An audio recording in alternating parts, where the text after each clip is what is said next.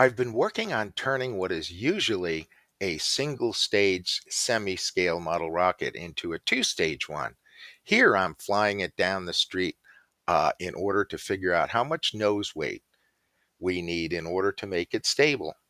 Clearly, it's facing backwards into the wind, so more nose weight is in order.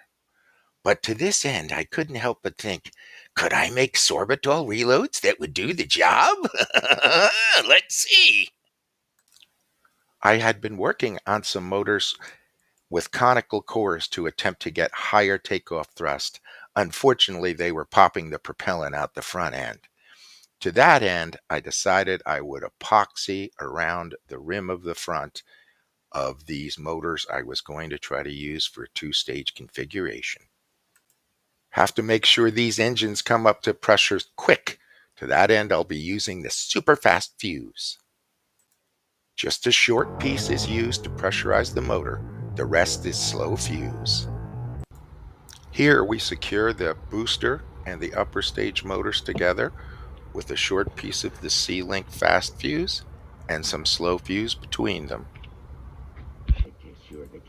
Make sure your cameraman has plenty of eye protection, even though these cardboard cases would turn into confetti instead of shrapnel. Good. Of course, a brick and plexiglass enclosure is always a good, safe idea.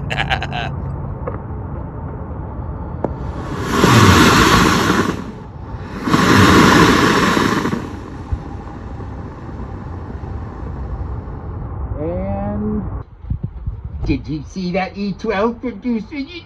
Produced 35 newtons of thrust. Excellent.